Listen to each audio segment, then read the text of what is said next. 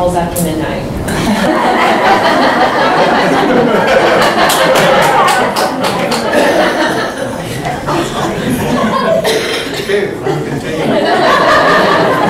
I'm not touching that one. I'm not joking either. Father, we thank you for loving us. Thank you that you have a plan that works in every Christian life. And I pray that this morning we might be able to communicate that plan with regard to overcoming bitterness and anger in such a way that there are lives in this room that are changed and that people become more of what you created them to be. We yield ourselves to you in the name of Christ. Amen. During the summer of 1970, there was a movie that swept across America. Every female in the country was trying to drag some guy to the movie. It was the sappiest chick flick that has ever been produced in the United States of America. But girls liked it. And so every guy who had his eye on some girl, by default, liked it too. The movie was called Love Story. And I can see some of the people who are as old as me go, oh yeah, it's still a sappiest chick flick. But anyway, the soundtrack for Love Story was sung by a group called The Sounds of Sunshine. And the theme song said, love means you never have to say you're sorry. But anyway, John Lennon spoke for married people everywhere when he responded and said, love means you have to say you're sorry about every 5 minutes. Well, what we're going to talk about this morning is this business of saying we're sorry and receiving that from someone else. Or the business of giving and receiving forgiveness. We have come to a place in the Christian community in these days when those people who practice forgiveness, as the Bible commands, are the extraordinary rather than the ordinary. Their stories are retold again and again and again because they're so uncommon. For example, Lizzie, whom I've never met, but I met her camp counselor from over at Camp Sunshine near Anderson, Indiana. Camp Sunshine, Alexandria, or Alex as we knew her in my class, the counselor told us, is a camp for handicapped boys and girls. Kids that are there are not going to fare so well at camp with other kids, and so they've got a camp all their own. And a very high percentage, of course, as you can imagine, of counselors. My student, Alex, was one of those counselors. And one day in class, she was telling us about an encounter that she had with one of her campers, a young girl by the name of Lizzie. Lizzie was blind. That's why she was at Camp Sunshine.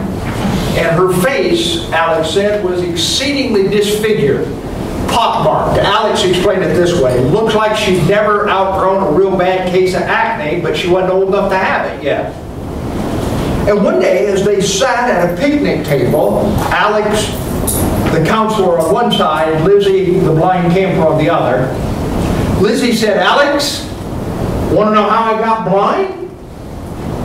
And Alex said, I immediately was in a quandary because the training that I had gotten for this job said that I wasn't supposed to talk to the campers about their handicaps. But on the other hand, this youngster obviously wants to talk about it. And so Alex responded, I think very appropriately, when she said, if you'd like to talk about it. Lizzie said, sure, I'll tell you. I was just a little baby in my crib. And my crib was in the corner of the living room in my mom's apartment. And one night, my mom and my mom's boyfriend came in, and they'd been fighting. And as they argued, the fight escalated until someone took out a shotgun. And when the shotgun went off, there were pellets that flew all around the room. And they say some of them got in my eyes and in my face. That's how I got blind. Alex said, in spite of myself, I began to cry. And she said, I knew that Lizzie couldn't see me, and so I tried to cry softly so as not to let her know how her story had affected me. But Lizzie had trained herself. She had compensated for her inability to see. And she sensed that Alex was weeping. And she said to her counselor, "Oh, Alex, honey, it's all right. You don't have to cry." And then, as if to cheer up her counselor, she said, "Want to hear how I got even?" And Alex said, "In spite of myself, I felt my spirit soar. Yeah, tell me a sweet story of revenge. Tell me how you got even. Tell me that these people have been put away for a long, long time. Tell me a story that will make me feel better." She said, "All I said to Lizzie was, 'If you'd like to tell me.'" And Lizzie said, "Sure, I forgave them. That'll get them someday, won't it, Alex?" I submit to you that there's a young person who cannot see with her physical eyes, but sees spiritual truth in a way that many of us have not yet grown to. She forgave. And she knows that ultimately that makes her the victor. Or consider Pope John Paul II, who in 1983 spent 21 minutes in a Roman prison cell with a man who just a few months earlier had tried to assassinate him. The arrangements between the prison officials and the Pope were that guards would not be present. I can't imagine that the security was really this lax, but the story we were told is that guards could not be within earshot. When the Pope came out, of course, the press is clamoring for a statement. What did you all talk about? What did he say? What did you say? And the Pope, in very fine papal fashion, told it was none of their business.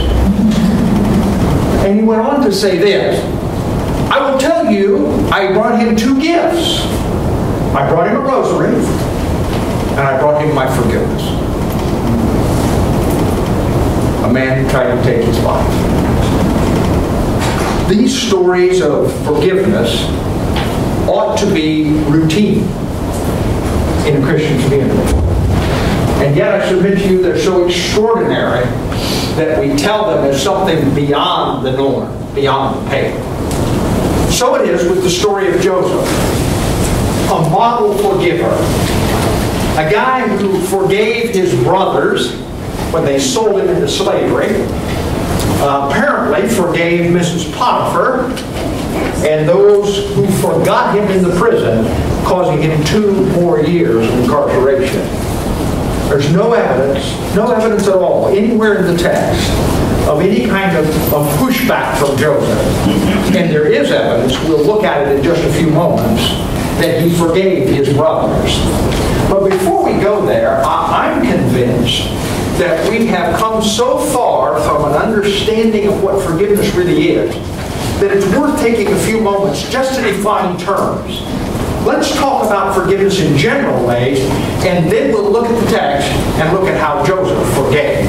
First, I want us to think about what forgiveness is not, because there's a whole lot of false information out there that's affected a lot of Christian understanding and keeps us sometimes from true forgiveness. So, what forgiveness is not? First, mark it down, forgiving is not forgetting. Forgiving is not forgetting. We have a popular expression, "Oh, just forgive and forget." And that expression causes us to equate the two. That expression must be from the devil, who knows that you do not have the capability of forgetting on command. And therefore, if you say they're the same thing, you assume you don't have the capability of forgiving either. But I submit to you that God does not command us to do things that we're incapable of doing.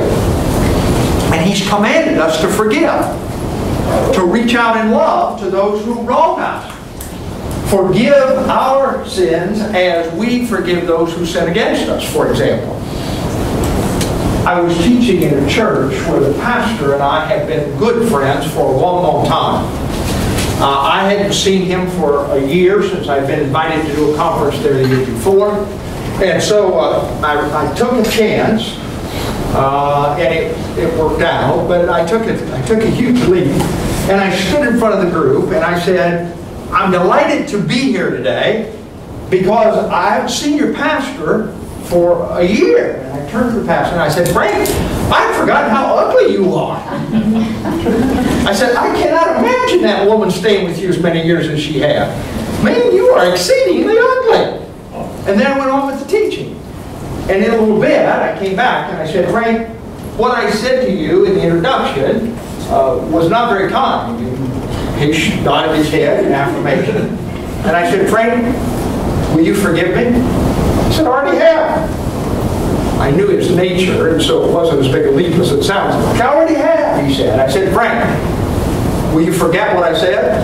And he started to affirm, and then he paused, and he said, I can't do that. So you can't forget on command. If I say to you, forget this first point, that's the point you're going to remember. It fixes itself in your mind. It's humanly impossible to be commanded to forget something. Forgiving and forgetting are not the same thing. Second, forgiving is not unfriending. And this is there for those of you who do social media. It's the same point, I think. But I had a student who was having a very serious altercation with a roommate. And he came in one day and we talked about it. He was seeking advice on interpersonal relations and those kind of things. And I offered a little bit of counsel. And a day or two later, I happened to see him in the hall. And I said, say, how are you and your roommate getting along? He said, I don't know. I just unfriended him and let it go. In his understanding, not engaging with somebody on social media, i.e. just forgetting them, was the same thing as forgiving. It's not the same thing. There are a lot of folks that aren't friends with you on social media that have not been properly forgiven. Third, forgiving is not psychoanalyzing. We live in a day when there are a lot of armchair psychologists around. A lot of people who have had just enough psychology in college to be dangerous. And these folks can figure out, allegedly, what makes people tick. And so they look at my wife and say, no wonder that woman acts the way she does. If you had to live with that guy, you'd act that way too. And things like that. That is to say, we make excuses for abhorrent behavior from a psychological point of view. We psychoanalyze people. Well, understanding what makes you act the way you do is not the same as forgiving you. I may understand that you had a difficult childhood. I may understand that you have a tough life. I may understand that you have a lot of pressure in your ministry. I may understand a lot of things about you from a psychological point of view and know that those pressures and those backgrounds may cause you to behave in a abhorrent kind of way. But that understanding is not the same thing as forgiving those abhorrent behaviors. Does that make sense? Yeah. Psychoanalyzing and forgiving are not the same thing. Probably the most important thing I'll say this morning. Forgiving is not the same thing as reconciling. I'm swimming upstream of some experts here. There are some books out there on forgiveness by people who make a whole lot more money with this stuff than I do. And people who allegedly have better credentials in this stuff than I do. And one of them at least, and I think there's more than one, suggests that unless you have reconciled, you have not forgiven. I think that is not only false teaching, but it's exceedingly dangerous. Let me give you two examples. The first, allow me a personal example. Many of you in this room know that many years ago, more than 2 decades ago, I was the president of Menard College. I came to be the president of Menard College at a time when the institution was in dire straits. Hundreds of thousands of dollars of debt. There was a conversation between the Board of Trustees and me before I ever agreed to come as president about whether or not it would be more expedient to hire Neff as a consultant to shut it down. He was in trouble. But we agreed together, the board and I, that it was worth a shot. Let's try it. Maybe we can make it work. And so I moved my family to University Park, Iowa, and did the best I could for several years. That came to a point at which I was raising several $100,000 a year to educate 70 kids approximately. Not good stewardship, not good use of the money and the people that I was asking to help. But that wasn't the main problem. The main problem was that my staff and I did some careful calculations and knew that we were at the point of being upside down. That is to say, we didn't have enough assets in another few months of operation to pay all the bills. In short, if we operated another semester, we were going to stick some folks, some local vendors and others that we've been ministering to and witnessing to for many, many years. And so I found myself in the untenable position of recommending, I take full responsibility for this now, I recommended to the Board of Trustees that we close Bernard College. There was a lot of discussion, a lot of jangling, a lot of difficult things in that meeting. But the bottom line is the board voted in the affirmation. The board voted to close. Now, what you need to know is that board actions in nonprofit organizations come only from the totality of the board. An individual board member doesn't have any authority whatsoever. Only the body has authority. So the board voted to close. But I had a couple of board members, several board members in fact, but one in particular comes to my mind, who left that board meeting and discovered that it was not politically expedient to have voted for closing. And so he began to tell people that he wasn't for it. And more than that, he went beyond that. It was really Neff's problem. If he'd done this and this and this right, then we wouldn't be in this shape. And if he'd done these actions, this action, then we wouldn't have these kind of problems.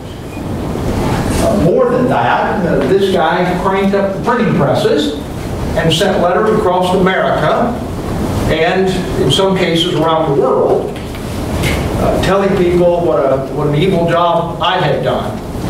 Let me tell you some of the results of that. You haven't lived until you've been startled from sleep in the middle of the night by somebody in another time zone who says, I just called to tell you the Lord revealed to me that you're an antichrist for what you're doing. It was painful. It was tough on my family. It was tough on my kids, but I stand before you today to tell you it was exceedingly difficult for me. Now hear my words carefully, because I have chosen them and practiced them carefully. Don't miss what I'm about to say. As God is my witness, that's a huge statement. I really don't care anymore what some of y'all think. I want you to hear what I said. As God is my witness, I have forgiven that man. That was not an easy process. We'll talk about that in a bit. Let me tell you how angry and bitter I was. Soon after the closing, we moved back to Indiana. I took a little apartment with our girls because I didn't have a job. And contrary to some opinion, I didn't make a whole lot of money on the closing. And just to get away, I went to a conference down in Indianapolis. Never dreamed in this particular conference I'd see anybody that I knew. But one of the board members who had been very instrumental in the evil that I was telling you about was at this conference. And he came across the hotel lobby with his hand extended from 20 yards away, as if to say, no hard feelings, everything's cool. And I'm ashamed to tell you, but I must tell you, that I refused to shake his hand. I turned and walked away. That's not cool. Don't act that way. I want you to know that I had to forgive, and it was not easy. As God is my witness, I forgave. But I'm not going business with him. I'm not going to get myself in a position where he's on a nonprofit board and I work for that board. I am not going to get myself in a situation where he has authority over me unless I am divinely called. That's almost going to take an audible voice, frankly. You say, it doesn't sound to me like you've forgiven. Well, I have. As God is my witness, I have. But I'm convinced that forgiving and reconciling are not the same thing. In my case, if I am wrong once, shame on you. I'm wrong twice, shame on me. That's just being stupid. But a second example, I think, will demonstrate how much more dangerous reconciling being equated with forgiving can be. Years before the experience I just told you about, I was pastor of a little church in northwest Ohio, and there was a woman who got involved in our church who was living in a very abusive domestic violence situation. Her boyfriend, her live-in boyfriend, was beating on her fairly regularly, such that she was in the hospital a couple of times as a result of injuries. Some of the ladies in my church took her under their wing and began to mentor her. And one Sunday morning, when I preached an evangelistic sermon, she responded to the invitation and gave her life to Christ. These gals were all there around her at the altar, celebrating with her and talking with her about moving forward. And there was this great move of discipleship in a church where, frankly, that just wasn't the standard. It was a wonderful, wonderful moment. A few weeks later, I preached a sermon on forgiveness. Didn't have quite the experience with it, not quite the depth of what I'm sharing with you today, but it was a tolerable sermon, I think. And this young woman came up after the service was over, and she was weeping, visibly distraught. Wanted to talk to me, her pastor. She said, "Pastor, I sure didn't want to, but I guess I got to go home." Now, home for her meant the apartment that she shared with this beast that beat her. And she interpreted what I said as being she had to go home. In other words, she was equating reconciling with forgiving. I guess this means I got to go home. And I was in the process of, what in the world are you talking about? And not handling it at all well, when some of these girls who were her mentors came and said, "Pastor, maybe we ought to handle this." And I said, "Great idea," and got out of their way so they could minister. And they explained to her that reconciling in this situation will kill you. Pastor's not calling you to lay down your life. He's calling you to forgive. Now, some people have pointed out to me, argued with me, Joseph reconciled. He reconciled with his brothers, and I yield, you're absolutely right. But notice, he reconciled with his brothers after he had put them through a battery of tests that demonstrated they were different people. In Christian language, they were new creatures. They were different. And after he had demonstrated that, he reconciled with them, not before. Now, I just lay it out there. I'm not going to articulate the stuff that comes from people on the other side. You can find it. You can figure it out. You can analyze it for yourself. But I believe that to reconcile is goofy at best and dangerous at worst. Finally, forgiving is not taking the blame. You hear this a lot. Will you forgive me? Well, it takes two to fight. Probably a true statement, but it's not what I ask of you. Will you forgive me? I was as much at fault as you are. Okay, but that's not what I asked you. I asked you a specific question. Will you forgive me? And by the way, the correct answer is, I forgive you. And then if there's more needs to be said, you go beyond and say, will you forgive me for my role? It's a two-way street. But you don't substitute taking the blame or sharing the blame for forgiving. Forgiving is not the same. So if it's none of that stuff that we typically think it is or operate as if it is, what is it? What does it mean to forgive? Watch carefully. Forgiveness is a decision, period. End of conversation, end of lesson. Forgiveness is a decision. You decide to forgive. Forgiveness is a cousin of love. Love is a decision.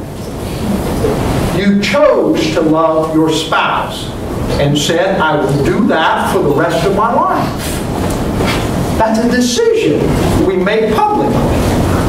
Forgiving is a decision. A lot of people have trouble coming to the place of making this decision because of their feelings. Well, you don't know how bad I've been hurt. No, I'm not living your life. You don't know how bad I've been hurt either. Watch. The decision, once we make it, opens up channels of grace in our lives so that God can then change our feelings. If you wait until you feel good about the person you need to forgive, you're never going to forgive them. And you will live your life in disobedience to the clear command of God. But when you make a decision, I forgive that person, then God keeps His end of the bargain and He begins to change you. He opens up the channels of grace so that you can begin to feel better about the circumstances about that person. And as long as you insist on your feelings changing before you make the decision, you're never going to get there. You've got to get it in the right order. You decide to forgive, and once you've made the decision, God begins to work. Back to my personal illustration. About 3.5 years ago, when I began to put this presentation together, I thought, what a wonderful illustration, that personal illustration from the college would be. And so I began to incorporate it into my process, in my thinking, in my notes. And I recognized, I don't know that dude's name. This guy that I had worked closely with over the years. I've been in his home. We prayed for our college together. The guy who wrote, I couldn't think of his name. I kid you not, I had to call Nancy. I said, honey, do you remember? And I laid out some circumstances. I said, what was his name? And there was this long silence on the other end. She said, are you okay? I said, yeah, I'm fine. But I need that name. I think my Alzheimer's is flaring up. I need that name. She gave me the name and I said, oh, yeah, that's it. You know what happened? What we decided happened is this. I had that name when I was angry and bitter. Because I needed that name in order to keep hating. In order to keep seeking revenge. In order to keep wishing the worst. But when I made a decision to forgive, then God began to change me through His grace. And I didn't need that name. We were driving over here this morning talking about this illustration, and I'll be honest with you, I was a little apprehensive about how I might play in this audience. And we were talking about that apprehension. And I said, you know what? I lost that name with you. And she said, I don't know if I want to give it to you.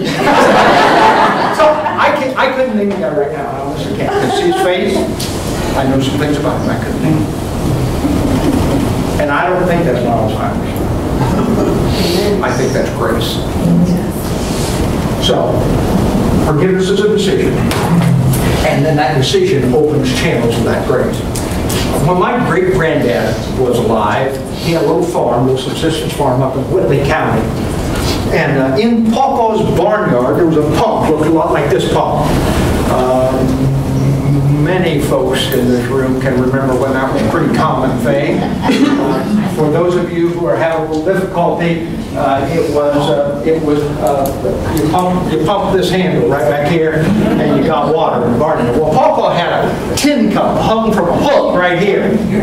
Yeah, and that way, whenever he was out in the barnyard working and wanted a cold drink of water, Papa would brag, "Got some coldest water in Whitley County." And he would brag downtown and other places. So when folks drove down the road, well, they would stop in and they'd get a drink of water out of Papa's old pump. So that cup had kind of made the round all over the county. And one day, we are coming into the farm, my little brother and my mom and dad and me. And Mom said, "Don't be drinking out of that tin cup. That thing is dirty. Somebody's going to get diseases drinking out of that thing. Stay away from that pump and don't be drinking out of that tin cup." And in the car right behind us was my Aunt Sue and her two boys giving them the very same lecture. Well, you know, we were elementary age, and the pump was fascinating, and the tin cup even more, and Papa said it was the coldest water in Whitley County. It just didn't make sense what Mom was saying. So my mom and Aunt Sue and the rest of the relatives got busy in the kitchen visiting, and we kind of keeping an eye on the kitchen window. And my cousin Gary said, I think, he was 1 year older than me, so he was kind of ringleader of our gang, and he said, "I think it's time, let's get a drink." So he got the tin cup, and he got right down here by the spout with the tin cup, and he said, "Okay, you're on." And I got a hold of the handle, and I pumped it one time, and nothing happened. But we looked at each other with some frustration, and Gary said, "Oh, get out of the way. You kids don't have any idea what to do." And so I got on the tin cup, and Gary got on the handle, and he pumped it one time. Nothing happened. Well, the good news of the story is Papa saw us before our moms did. And Papa came out, and he was laughing and said, "Boys, boys, boys, boys, you can't do it that way." And Papa got a hold of the handle of that old pump, and he began to pump. And he pumped again, again, again, and while he was pumping that handle, he gave me the best physics lesson I've ever had. He was talking to us about how the pump went, I forget how many feet, but a long way down into the ground. And he said it gets down in there so far that that is the coldest water in Whitley County. And there's a whole pool of water down there. And that water is now coming up the shaft of that pump, and it's displacing the air. And all I'm doing when I'm pumping the handle is just moving the air out of the way so that water can come on up. And then Papa, after he finished the physics lesson, he paused just for a moment. And he said, "I think it's about 3 more pumps. Get your cup ready now." I mean, he knew that old pump like the back of his hand. He pumped it 1, 2, 3 more times, and water started coming. And not just enough water to fill up the cup. I mean, we were whooping and hollering. We forgot all about our moms. We were whooping and hollering, and the water filled the cup, and it splashed on the pad, and it's making mud. And Papa's grinning and saying, "Isn't that cool? And we're all getting a drink." Everybody's celebrating because there's so much water. Now, somebody who would have looked out the window at just the right moment would see just one pump. But I know